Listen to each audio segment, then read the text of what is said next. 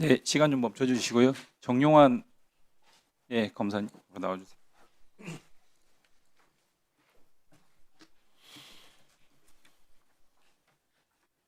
인천 서울 이용원입니다. 화면 한번 제시해 주세요.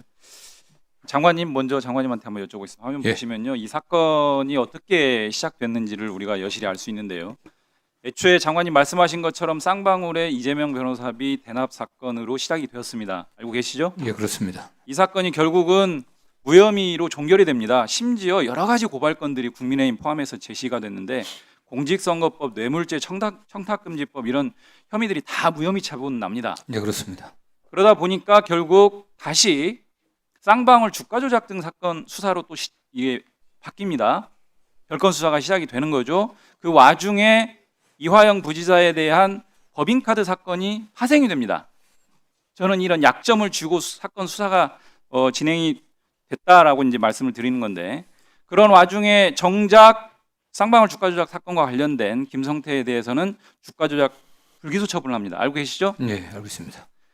그러더니 다시 이 주가 조작은 이렇게 온데간데 없고, 물론 일부만 기소됐죠. 정작 중요한 시세 조정 주가 조작은 이제 빠져나갑니다. 불기소로. 쌍방울 대북 송금 사건으로 이제 이 전환이 됩니다.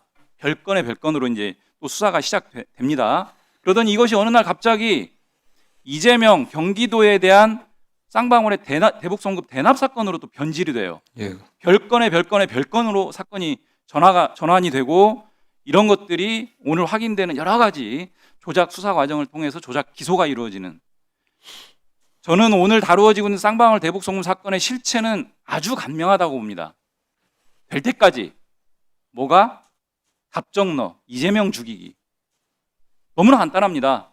장관님, 이렇게 사건이 진행되는 이 경과, 법조인으로서도 오랜 경험이 있으신데 보신 적 있습니까? 처음 봅니다. 검찰총장 대행, 사건이 이렇게 전개되는 것 경험해 보신 적 있어요? 한 명 한 명 답변해 주세요. 제가 경험해 본 적은 없습니다. 검찰총장 대행, 법무부 장관, 정말 대한민국에서 내로나라는 법률, 법조 경력들이 있는 분들이 이런 사건 처음 본다는 겁니다. 왜 이렇게까지 사건이 별건으로 파생되고 변질되고 조작되고 이해가 잘 안 됩니다. 자, 우리 국정원장님 여쭤보겠습니다. 지금 오늘 국정원장님의 말씀 요지는 국정원에서 여러 가지 국정원의 어떤 정보나 첩보라고 하는 것들은 매우 신빙성이 있고 대한민국에서 어느 기관보다 우리 국민들이라든지 국회에서도 신뢰하는 정보나 첩보인데요. 요약해서 말씀드리면 결국 국정원이 보기에는 이 소위 대북 송금이라고 하는 것들이 쌍방울 측의 어떤 일련의 대북 사업 과정으로 보여질 뿐 경기도나 당시 이재명 지사와는 관련성은 확인하지 못했다. 이렇게 요약 정리하면 됩니까? 예, 그건 뭐 확인하지 못한 게 아니라 확인할 수 있는 게 없고요.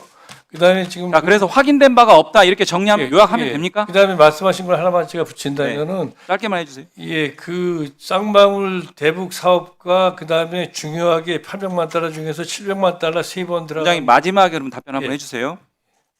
자, 그래서 국정원에서 확인한 바에 따르면 쌍방울과 경기도의 연관성 여부는 감찰 결과 보고서에서는 없었다, 확인되지 않았다라는 부분이 오늘 보고를 해주신 내용이고요. 쌍방울이 대북 사업 부실로 주가 조작 시도했다는 정황, 그리고 김성태가 해외 불법 도발을 한 정황, 그리고 이호남이 필리핀을 방문하지 않았다는 정보, 쌍방울의 포괄적 대북 사업권 획득을 위한 일련의 과정, 이런 부분들이 오히려 확인되었다라는 것을 오늘 확인해 주신 겁니다. 이런 것들은 결국 이재명 죽이기에 정반대되는 사실들인데 검찰은 이런 것들을 다 묵살합니다. 그러니까 결국 법원에서는 검찰이 묵살한 것들을 끄집어내서 재판을 할 수는 없겠죠. 이렇게 흘러갔다라고 보여지고요. 자, 금검원장님, 네. 주가 조작 유죄 혐의를 확인했다라고 아까 보고하신 건가요? 네, 쌍방울? 저희는 그렇게 보고 있습니다. 그렇게 그런 조사 결과물을 검찰에 통보를 했는데 네. 검찰에서는 쌍방울의 주가 조작 유죄 혐의 관련 자료는 전혀 요구하지도 않고 가져가지도 않았다, 이렇게 보고하신 거죠? 네네. 자, 일련의 과정을 보면 정용환 증인, TF에서 3명에 대한 영장 청구를 했어요. 네. 검찰 수사 과정에서 매우 부적절한 과정들이 확인되었기 때문에 구속영장 청구까지 한 겁니다. 그죠? 맞습니다. 영장은 법원에서 기각이 되긴 했지만 혐의에 대해서는 분명한 확신을 가지고 있으니까 영장 청구를 한 거죠. 맞습니다. 그 영장 청구의 내용에 대해서 혐의 사실에 대해서 간단하게 말씀해 주세요. 일단 검사실 내에서 이루어진 가까이 대고 좀 얘기해 주시겠습니까? 예. 일단 검사실 내부에서 이루어진 공범들 간의 금전 거래가 확인이 되어서 그 부분에 대해서 영장 청구한 부분이 있고요. 또 하나는 검사실 검찰청으로의 주류 반입과 관련된 부분이 있어서 영장 청구를 했습니다. 그 외에 저희 TF 수사 과정에서 증거 인멸을 한 혐의들이 확인이 되어서 그 부분까지 피의 사실로 적시하여서 영장 청구하셨습니다. 예, 그거는 아까 말씀 네. 제가 요약했던 부분이 맞는지도 확인해 주시면 그 말씀. 예, 고맙습니다. 그 쌍방울과 그 북한과의 그 협력 사업을 2019년에 있었던 사업을 쭉 일정표를 잡아보고 검찰이 주장하는 쌍방울에서 북한 넘어갔다는 송금을 갖다가 이렇게 계산해 보면 그 사업과 딱 맞아떨어진다고 생각합니다.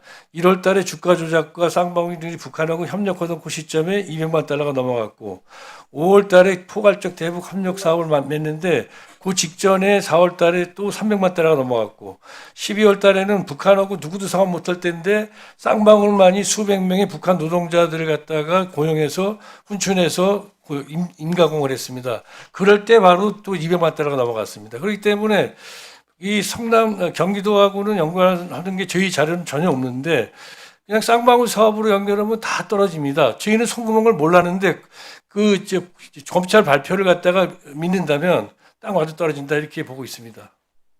예. 저기 금전 거래는 무슨 얘기입니까? 검사실에서 금전 거래요?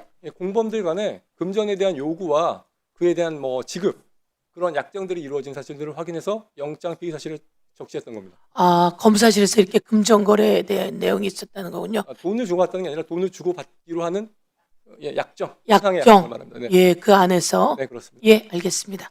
예, 다음은 우리 진보당의 손소리 의원님 질의해 주십시오.